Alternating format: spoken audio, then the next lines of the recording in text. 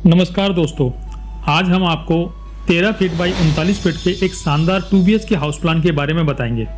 यह प्लान छोटे और मध्यम परिवार के लिए डिजाइन किया गया है, जिसमें कार पार्किंग, 2 बेडरूम, एक किचन और एक पूजा रूम की व्यवस्था दी गई है।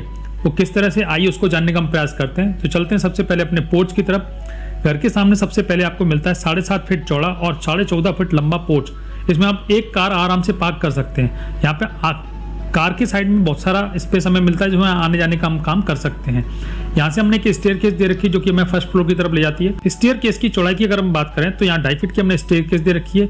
राइजर हमने इसमें 7 इंची का और ट्रेड हमने 10 इंची का दे रखा है। घर के अंदर हम एंटर कैसे करेंगे उसको भी दूसरे एंगल से हम दिखाने का प्रयास करते हैं। देखिए, जैसे आप यहाँ से अप करेंगे तो एक 7 इंची का स्टेप मिलता है और 7 इंची का दूसरा स्टेप मिलता है, और यहाँ से होते हुए आप अपने घर की तरफ एंट्री करते हैं। ये मेन गेट जो है हमने 3.25 फीट चौड़ा दे रखा है, जिससे हम घर की तरफ एंट्री करते हैं। यहाँ से ये जो है हम स्टेयर केस की तरफ ऊपर चढ़ जाते हैं, तो हमें फर्स्ट फ्लोर की तरफ पहुंच जाते हैं। एक फ्लोर से दूसरे फ्लोर की जो हमने हाइट दे रखी है वो हमने 10.5 फुट दे रखी है, यहाँ से जो है ऊपर तक। तो यहाँ से जब अपन ऊपर की फ्लोर पे जाते हैं तो टोटल हमें 18 स्टेप का यूज़ करते हुए हम अपने फर्स्ट फ्लोर की तरफ पहुँचते हैं।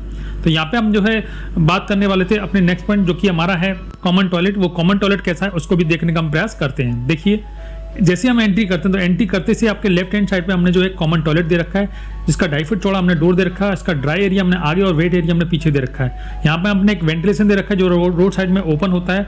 यहाँ पे हमने जो है इन दोनों के बीच में वेट एरिया और अपना ड्राई एरिया के बीच में हमने ग्लास पार्टीशन दे रखा है, जिससे दोनों एरिया को प्रॉपर तरीके से सेपरेट करता है।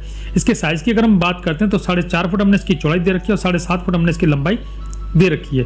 उसके बाद बात करते हैं अपने किचन एरिया की। वो किचन एरिया कैसा उसको भी देखने का प्रयास करते हैं। देखिए, जैसे हम अपने पैसेज से अंदर आते हैं तो पैसेज से अंदर आते से हमें 3 फीट का एक डोर मिलता है, जिससे हम किचन में एंट्री करते हैं। यहाँ पे एल शेप में प्लेटफॉर्म दे रखा है। यहाँ पे एक साइड में हमने फ्रिज दे रखा है, और मॉड्यूलर किचन होने के साथ साथ इसमें ऊपर और नीचे हमने फर्नीचर का यूज किया हुआ है। इसके साइज की अगर हम बात करें तो 9 फुट हमने इसकी चौड़ाई दे रखी है और 5 फुट हमने इसकी लंबाई दे रखी है। यहाँ पे हमने एक विंडो दे रखी है, जिससे हम आने जाने वाला नजर रख सकते हैं, देख सकते हैं और किचन को प्रॉपर तरीके से वेंटिलेट कर सकते हैं। देखिए, हमने यहाँ पे एक 3 फीट चौड़ी एक विंडो दे रखी है, जो कि हमारी 3 बाई 1.5 फुट की है। मतलब फर्नीचर और अपने प्लेटफॉर्म के बीच में हमने एक विंडो दे रखी है, जिससे हम मेन गेट की तरफ देखते भी रहेंगे और अपने घर को प्रॉपर तरीके से सिक्योर भी करते रहेंगे। इसमें किसी प्रकार की कोई प्रॉब्लम आपको होने वाली नहीं है। उसके बाद बात करते हैं किचन से जुड़े हुए एक बेडरूम नंबर 1 की। तो बेडरूम नंबर 1 के साइज की अगर हम बात करें तो यहाँ पे 8.5 फुट हमने इसकी चौड़ाई दे रखी है और 9 फुट हमने इसकी लंबाई दे रखी है। ये बच्चों के लिए, ये अपने घर के मेहमानों के लिए, या आपके घर में जो बुजुर्ग हैं उनके लिए इस रूम को हमने पर्याप्त रूप से बनाया है।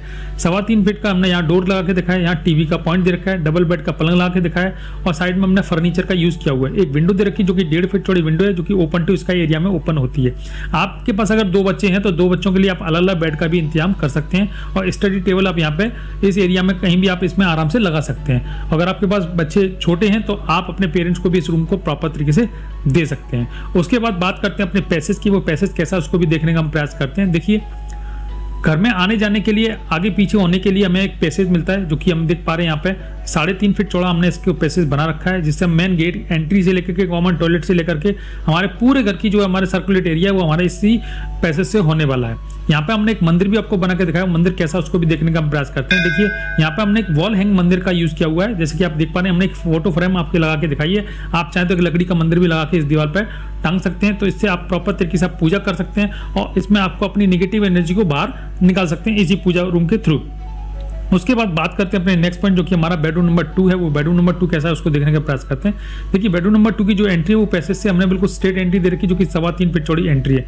एंट्री से आप देख पा रहे हैं डबल बेड का पलंग लगा के दिखाया है, सामने टीवी का पॉइंट दे रखा है, और साइड में हमने फर्नीचर लगा के रखा है, जो कि काफी बड़ा है, काफी यूजफुल होने वाला है। इसके साइज की अगर हम बात करें तो 12.25 हमने इसकी चौड़ाई दे रखी है और 9 फुट हमने इसकी लंबाई दे रखी है। ये मास्टर बेडरूम है, इसमें फर्नीचर और आपका जो वार्डरोब है, आपका जो है डबल बेड है, आपका जो टीवी यूनिट है, आप आराम से प्लेस कर सकते हैं अपने हिसाब से, अपने अकॉर्डिंग इसको सेट कर सकते हैं। इसमें किसी भाई कोई प्रॉब्लम आपको होने वाली नहीं है। मैं दूसरे एंगल से भी इसको दिखाने का प्रयास करता हूँ, दूसरे एंगल से देखने में कैसा लग रहा है। देखिए, यहाँ से हम एंट्री करते हैं, एंट्री करते देखते हैं, देखने में बहुत सुंदर लग रहा है। उसके बाद बात करते हैं अपने नेक्स्ट पॉइंट, जो कि हमारा कॉमन जो ओपन एरिया है उसकी बात कर लेते हैं। तो यहाँ पे हमने एक बच्चों वाले रूम को और अपने मास्टर बेडरूम को, दोनों एरिया को हमने प्रॉपर तरीके से इससे वेंटिलेट कर रहे हैं। इसके साइज की अगर हम बात करें तो 2 फुट हमने इसकी चौड़ाई दे रखी है और 3 फुट हमने इसकी लंबाई दे रखी है। उसके बाद बात करते हैं ओवरऑल प्लानिंग की। ओवरऑल प्लानिंग में आप देख पा रहे हैं यहाँ पर मैंने कार पार्किंग दे रखी है, यहाँ से स्टेयरकेस दे रखी है जो कि फर्स्ट फ्लोर पर ले जाती है। यहाँ से हमने डोर को लॉक कर रखा है। अगर आप 2 भाई हैं, 3 भाई हैं, अगर आप रेंटल पर्पज से बनाना चाहते हैं तो भी आप इस एरिया को प्रॉपर सेपरेट कर सकते हैं। यहाँ से आप इस डोर को लॉक करेंगे तो पूरा घर सेपरेट हो जाता है, ये घर अलग हो जाता है और ऊपर वाला घर आपका बिल्कुल सेपरेट हो जाता है। किसी प्रकार की कोई डिस्टर्बेंस आपको इसमें नहीं होगी।